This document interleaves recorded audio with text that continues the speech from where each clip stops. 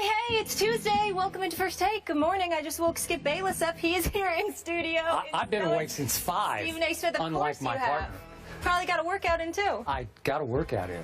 I'm jealous. I'm about to get in another one. Well, I will say Double this. session. I will say this. I was actually up at 5 this Were morning. you really? This morning. Well, I have It's a miracle. I have to make an announcement to our faithful viewers.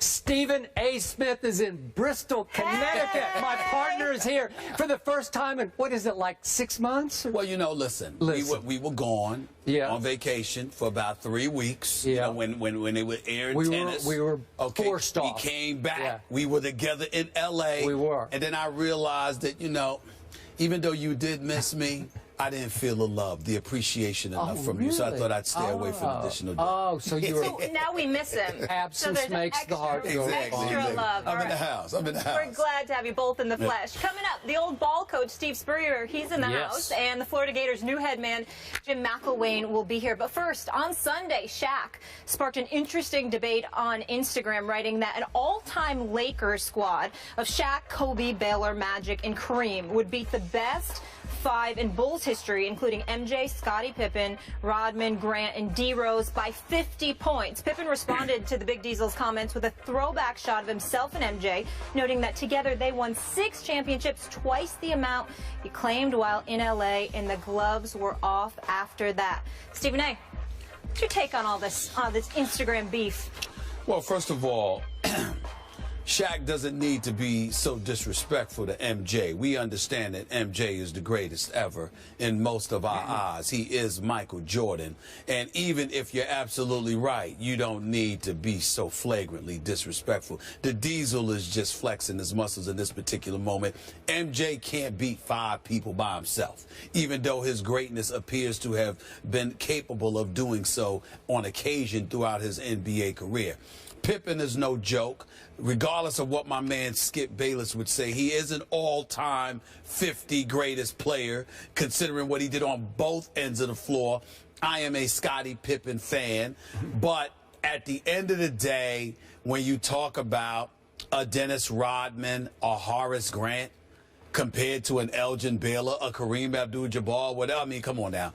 There's just no question that whether it's Kareem, that skyhook, the most unstoppable move in the history of the game, Shaq and his dominance, you know, the second most dominant player of all time outside of Wilt Chamberlain in terms of his physical dominance, the greatness of Magic Johnson, Kobe.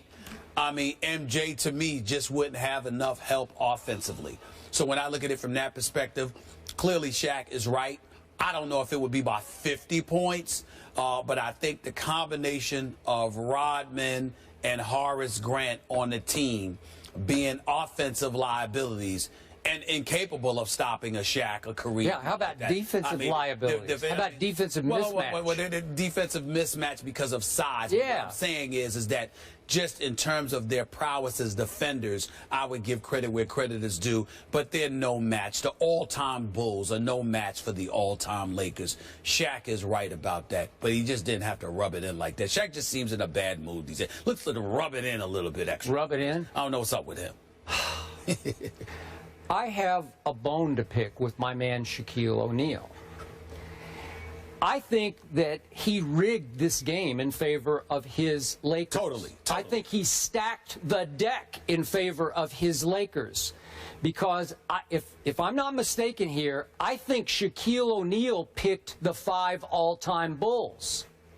Is that the way we're supposed to? That's how I'm playing it. Because obviously the 2 teams he picked are a mismatch in favor of the Lakers.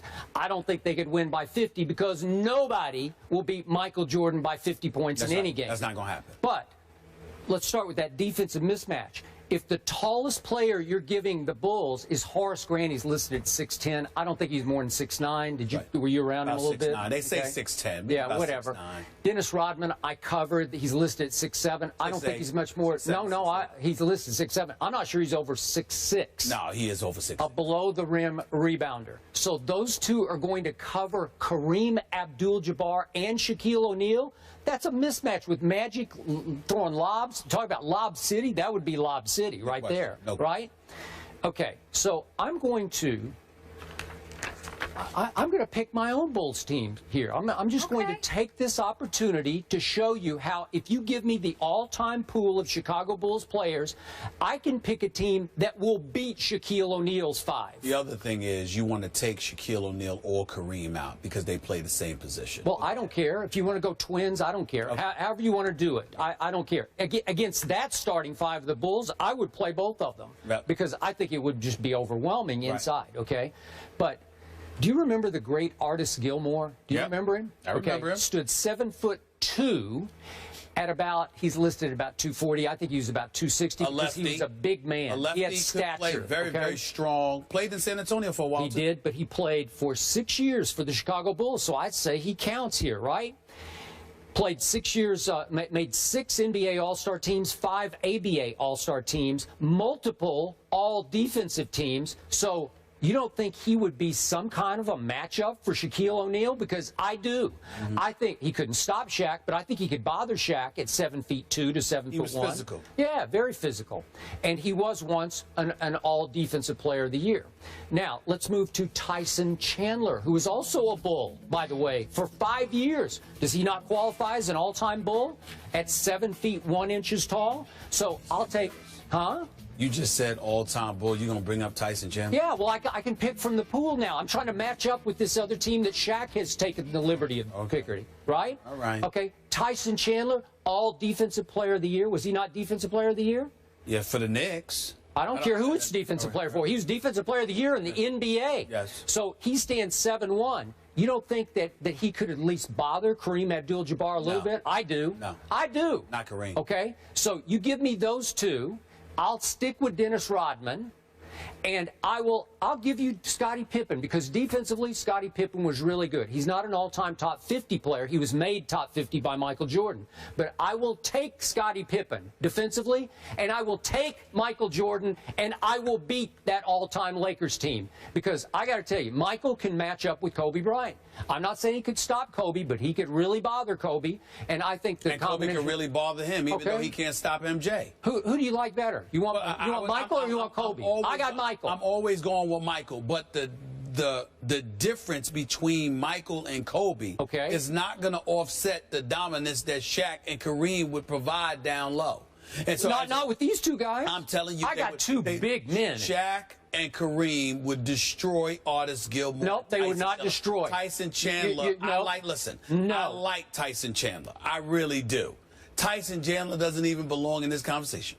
He doesn't even belong in this conversation. You're about to burn your bridge with him. Well, I'm sorry. Listen. Hey. If I'm going to burn my bridge by talking about people's skill set that they put on display in front of millions, then damn it, napalm them. Because I'm going to tell the truth. Tyson Chandler, who I respect and like, does not belong in the same sentence as Shaquille O'Neal. Did he win an NBA championship? Yes, he did. He was on a team. You know what? So did Bill Wennington. So did Stacey King, Skip Bayless. So did Bill Luke Longley. So did Luke Michael Jordan. Exactly. So don't give me that. Who was on the Dallas team? Was Michael Jordan on the Mavericks team? Don't interrupt me when I'm talking. Don't give me these names just because they got a championship. You all know that it doesn't have just, a lot of people have a ring and they were passengers on a bus instead of drivers. So let's stop it. I'm matching up. Listen, you match up all you want to. All I'm telling you is I respect Tyson Chandler, especially in today's game.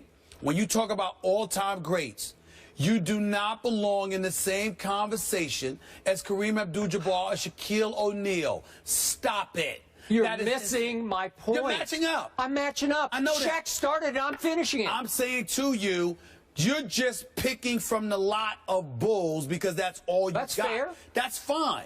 But to sit there and say, well, they'll give him a problem. They would give him a problem. Tyson Chandler is not going to give Shaquille O'Neal or Kareem Abdul-Jabbar a tough time.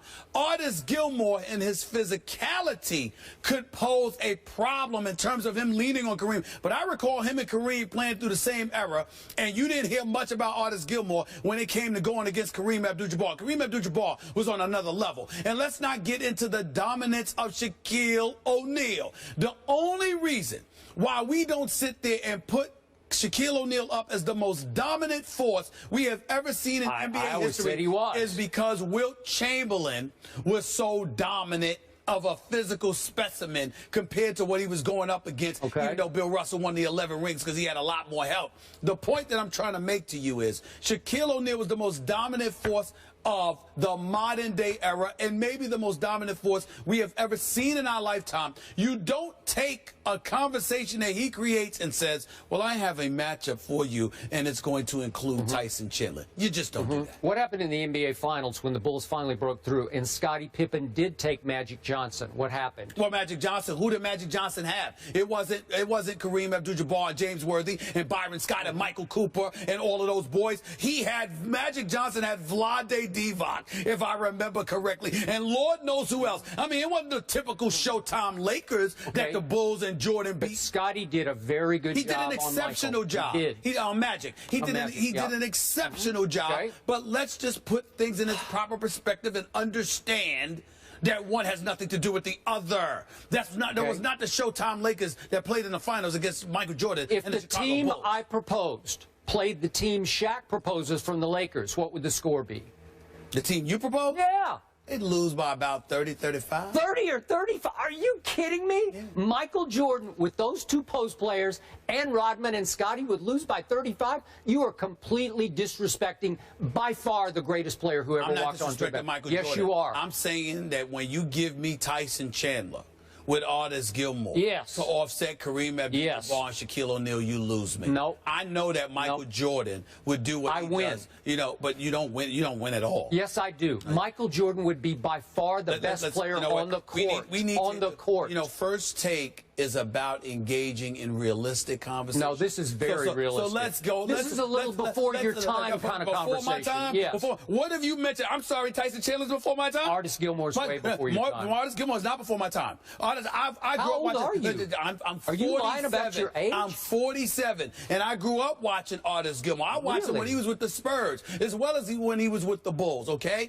I remember when Rod Thorne drafted Michael Jordan, for crying out loud. I remember when he played for Jacksonville in college. I remember when Portland was down 0-2 to Julius Erving and the Philadelphia 76ers and Bill Walton and Maurice Lucas and those boys, Lionel Hollins and those boys came back from an 0-2 deficit and won 4 straight in 1977. Yes, I do. This is I was watching. Okay, I'm not deferring to your expertise on this one because of age. Okay, I saw that. Artis Gilmore is to be respected. He could play.